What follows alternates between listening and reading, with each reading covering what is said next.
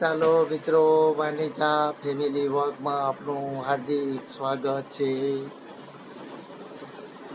આજે હું તમને સરસ મજાના આપણી બારીમાં એટલે કે આપણા બગીચાની અંદર ત્રીજા માળે જે પારિજાતના છોડ વાવેલા છે, ત્યાં રાતે સરસ મજાના ફૂલ આવેલા છે મિત્રો, તે આપણે પહેલાં લઈ લઈએ.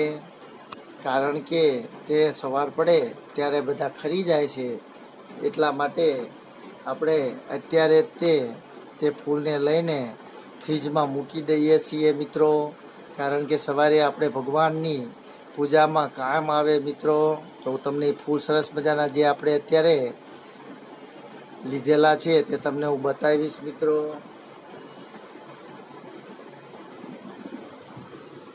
તમે જોઈ રહ્યા છો સરસ મજાના જે ફૂલ ખીલેલા છે તે હું તમને બતાવી રહ્યો છું મિત્રો. સરસ મજાની તેની સ્માઇલ પણ એકદમ ખુશ્બુદાર હોય છે મિત્રો. ખૂબ જ સરસ છે. પારિજાતની સુગંધ આખા અમારા બિલ્ડિંગમાં આવે છે. તેની સુગંધ એટલી સરસ હોય છે કે તે બધે ફેલાય છે મિત્રો. તમે જોઈ રહ્યા છો સફેદ ફૂલ, તેની દાંડી કેસરી કલરની હોય છે. તમે જોઈ રહ્યા છો મિત્રો. જે આપણે રાતે જ અત્યારે દરેક ફૂલને લઈ લઈએ છીએ કે જેથી કરીને સવારે આપણે ભગવાનના પૂજામાં કામ આવે મિત્રો. એનો ઉપયોગ આપણે માતાજીના ચડાવવા માટે કરીએ છીએ મિત્રો. ચાલો તો હવે આપણે રસોડામાં જઈએ. ચાલો મિત્રો, હવે આપણે રસોડામાં આવી ગયા છીએ. તો આજે આપણે સરસ મજાની કોબીજ અને બટેકાના લીરાનું સૂકું શાક બનાવવાના છીએ અને ફૂલકા રોટલી બનાવવાના છીએ તેની સાથે ખાવા માટે મિત્રો. સરસ મજાની રેસીપી છે. કોબી અને બટેકાનું લીરાનું શાક, કોબી બટેકાના લીરાનું શાક અને ફૂલકા રોટલીની રેસીપી આપણે બનાવવા માટે તૈયારી કરી લીધી છે મિત્રો. તો તેના માટે એક સરસ મજાનો કોબીનો દડો લીધો છે, એક મરચું છે, ટામેટું છે, એક બટેકું છે, તેમજ લીલા લીમડાના પાન છે. જે આપણે સરસ મજાનું કોબી બટેકાના લીરાનું શાક સૂકું બનાવીને ફૂલકા રોટલી સાથે જમીશું મિત્રો. તો ચાલો આપણે હવે તૈયારી કરીએ. ચાલો મિત્રો, તો આપણે હવે કોબીજના, ટામેટાના, મરચાંના અને બટેકાના લીરા કરી લીધા છે. એટલે કે આપણે પટ્ટી કટિંગ કરી લીધેલું છે મિત્રો. ઘણા લોકો તેને કોબી બટેકાની પટ્ટીનું શાક પણ બોલતા હોય છે અને ઘણા લોકો તેને કોબી બટેકાના લીરાનું શાક પણ કહે છે.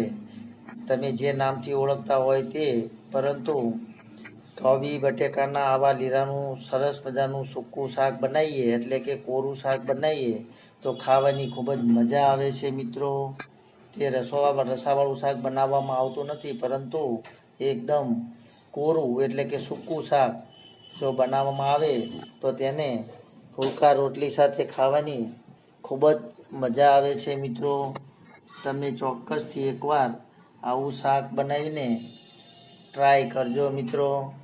સરસ મજાનો સ્વાદ આવશે ખાવામાં. ચાલો તો આપણે હવે તેને બનાવવાનું ચાલુ કરીએ.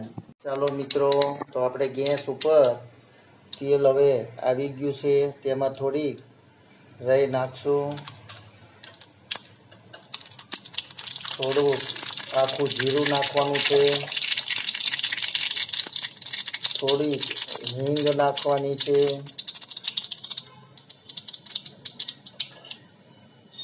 તેમજ મીઠા લીમડાના પાન નાખવાના છે. હવે આપણે તેને કોબીના જે લીરા કરેલા છે તેને તેલની અંદર નાખી દઈશું મિત્રો. આ શાકની ખાસ ખાસિયત એક જ છે મિત્રો કે તેમાં પાણીનું એક પણ ટીપું નાખવાનું નથી. ફક્ત તેલની અંદર જ ધીમા તાપથી એકદમ શાંતિથી તેને સડવા દેવાનું છે મિત્રો.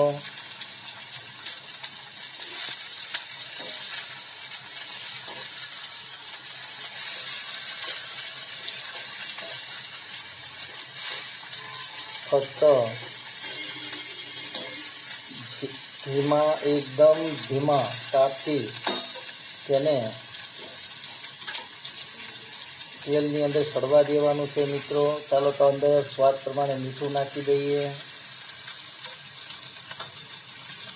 થોડીક હળદર નાખી દઈએ,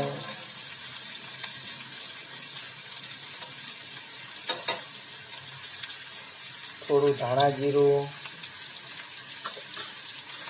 તેને બરાબર મિક્સ કરી દઈએ.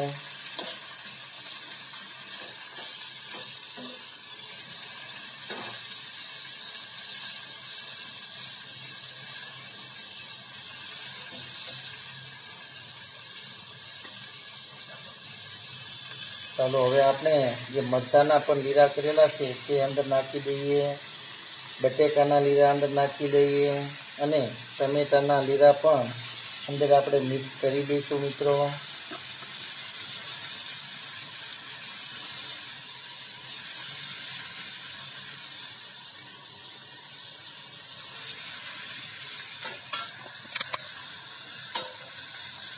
ચાલો હવે આપણે એને ઉપર ડીશ રાખીને થોડીક વાર તેને ફક્ત તેલની વરાળમાં સડવા દઈશું મિત્રો. તેમાં પાણી ટીપું પણ નાખવાનું નથી, તે ખાસ ધ્યાન રાખવાનું છે મિત્રો.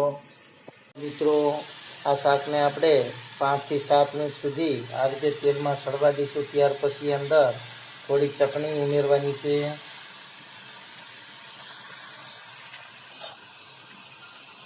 ત્યાર પછી થોડી ખાંડના દાણા નાખવાના, અથવા તો જો તમને ગોળ પસંદ હોય તો ગોળ પણ નાખી શકાય છે થોડોક મિત્રો. ચાલો હવે એને આપણે 5 થી 7 મિનિટ સુધી તેલની અંદર જ શેકાવા દઈશું મિત્રો. પાણી બિલકુલ નાખવાનું નથી મિત્રો. તમે જોઈ રહ્યા છો કે આ બે ફુલકા રોટલી પણ તૈયાર થઈ રહી છે. સરસ મજાની ફુલકા રોટલી તૈયાર થઈ ગઈ છે. તેમજ આપણું સરસ મજાનું કોબીજ બટેકાના લીરાનું શાક પણ તૈયાર થઈ ગયું છે મિત્રો. તમે જોઈ રહ્યા છો આપણી ફુલકા રોટલી પણ બની રહી છે મિત્રો. એ તમે જોઈ રહ્યા છો શાક પણ તૈયાર થઈ ગયું છે મિત્રો. તો ચાલો આપણે હવે થાળી તૈયાર કરી લઈએ મિત્રો. ખાવાની ખૂબ જ મજા આવશે. ચાલો મિત્રો, આપણું સરસ મજાનું શાક તૈયાર થઈ ગયું છે. તમે જોઈ રહ્યા છો. સૌપ્રથમ આપણે બગીચાની અંદર હું તમને બતાવી દઈશ મિત્રો. સરસ મજાનો બગીચો ખીલી રહ્યો છે. વરસાદ બહાટી બોલાવી રહ્યો છે. તમે જોઈ રહ્યા છો સરસ મજાનું વાતાવરણ છે મિત્રો. અને આપણું શાક પણ સરસ મજાનું તૈયાર થઈ ગયું છે. તમે જોઈ રહ્યા છો. ચાલો મિત્રો, તો હવે આપણે સરસ મજાનું જે આપણું કોબી બટેકાનું લીરાનું શાક છે તે હું તમને બતાવી રહ્યો છું. આ શાક આપણે કુકરની અંદર તૈયાર નથી કરવાનું મિત્રો, પરંતુ આપણે લોયાની અંદર જ ફક્ત તેલની અંદર જ સડવા દેવાનું છે મિત્રો. તેમજ આપણી ફુલકા રોટલી પણ સરસ મજાની તૈયાર થઈ ગઈ છે.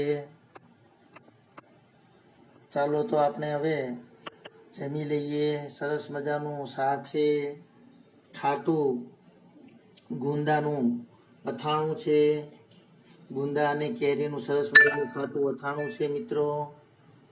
તેમજ ઘી છે, ફુલકા રોટલી છે, છાશ છે અને ગોળ છે. તેમજ સરસ મજાના કેળા પણ છે મિત્રો.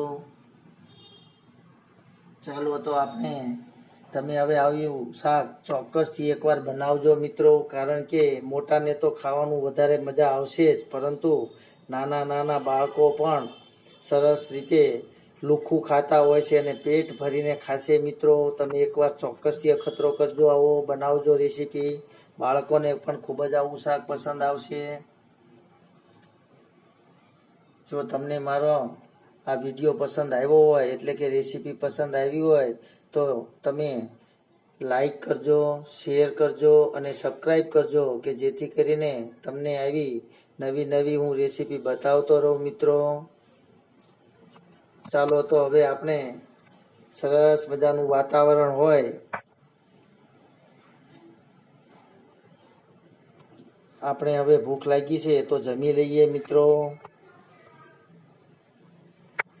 ચાલો જમી લઈએ. જય યોગેશ્વર ભગવાન.